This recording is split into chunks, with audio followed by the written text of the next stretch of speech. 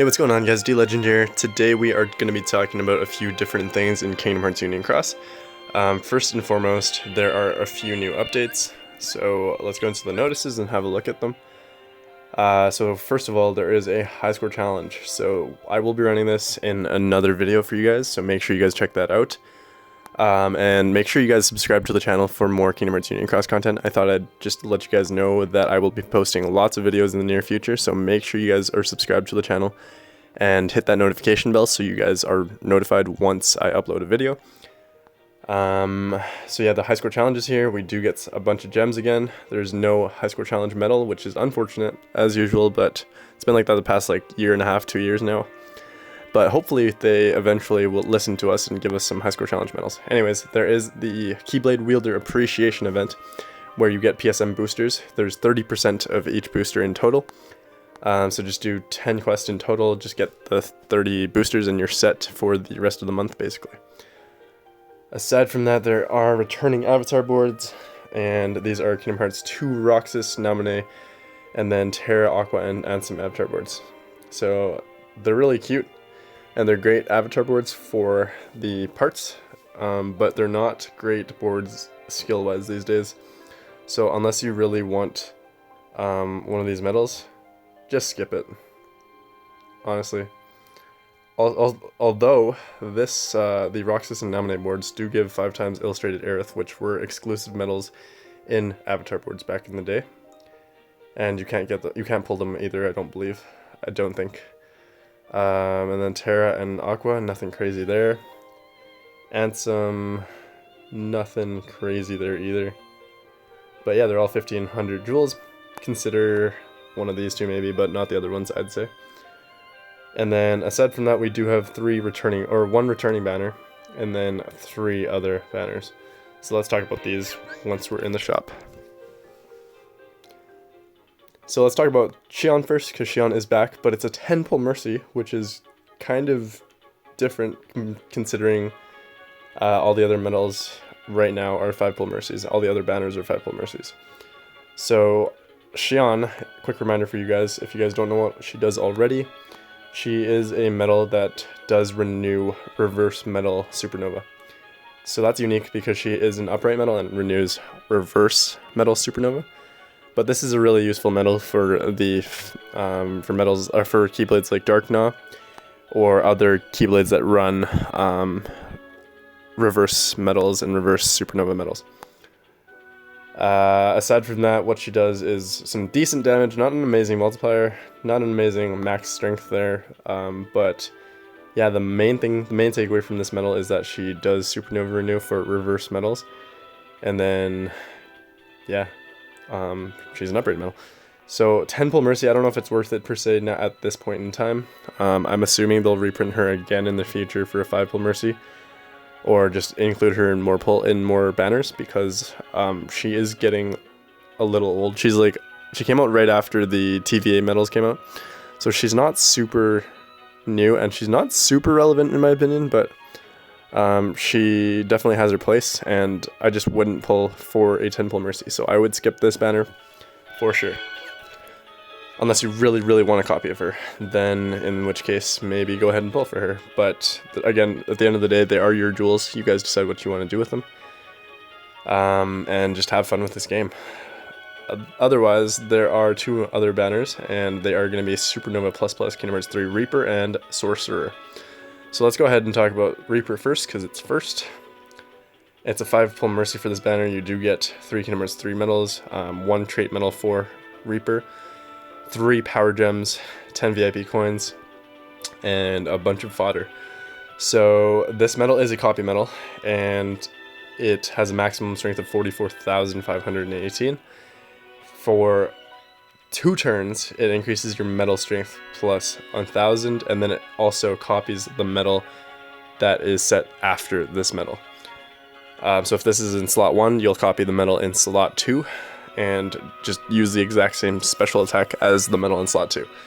The only difference is it increases your strength for 2 turns, your strength by 1,000, regardless of whatever buffs you're copying, and then that lasts for 2 turns. just the plus 1000 strength lasts for 2 turns. So that's really useful considering the fact that Rage Form and Lingering Will were only 1000 strength for 1 turn on top of whatever buffs you're copying. So that's pretty sweet. Supernova wise, it does have Mastery as always now because it's Supernova plus medals. For 2 turns, increases your metal strength plus 4000, which is incredible, guys. That is really, really useful for sure. This is the best copy medal out at this point in time. So honestly, and copy medals, you guys know, last forever and ever. So honestly, this is a really solid medal, and I honestly might be pulling for it. We'll see. It's a really good banner too because it's a 5-fold Mercy. I think you do have an opportunity to pull the other medal. Yeah, you can actually pull Sorcerer in this banner just as easily as you can pull Reaper. Obviously, in the Reaper banner, you're going to be guaranteed Reaper in 5 pulls, and you're not going to be guaranteed Sorcerer. But you have a chance at pulling Sorcerer in the Reaper banner, and vice versa with Reaper in the Sorcerer banner. Same thing with the Sorcerer banner, but Sorcerer is an awesome medal as well. Honestly, guys, I can't these medals are really, really sweet right now, honestly. It's a 5-fold Mercy as well, same features as the other banner, except there's a 3 magic gems instead of 3 power gems. Aside from that, this medal is pretty awesome. Reverse magic medal it's an AoE medal, so it attacks all enemies for 4 turns, or deals 4 hits for 2 turns, increases your magic metal strength by 3000. For 2 turns, guys, that's awesome because Elsa also does 2 turns, and she's also a magic medal, so you guys can see how this would help with magic setups. And if you had Elsa as well as this medal, you can actually do really, really well in PvE Coliseum for months to come, probably. This medal does also increase your reverse and magic strength by 15 tiers, and then decreases your target's reverse and magic defense by 15 tiers. So this, and then also, aside from that, it does deal more damage if there's 1 enemy or 0 parts left, and then for 1 turn it reflects 100% magic. So that is pretty awesome. It makes this a PvP medal right away. And then its multiplier is awesome as well, guys. That 88.79 is on par with Sephiroth, the new one, the Final Fantasy VII Remake one. It does cost 6 gauges though, so that's kind of heavy for gauge use. But Supernova wise, for 2 turns, it increases your magic metal strength by 6,000, guys. 6,000. Elsa only does 4,500. So this medal is basically just better than Elsa right off the bat. It's an Elsa upgrade, but it's reverse magic instead of upright magic. And then aside from that, this also ignores target's defense boost for the Supernova, of course, so that makes it a really, really useful PvP medal. And yeah, guys, what else can I tell you? 240 times multiplier for the Supernova, max strength of 44,643.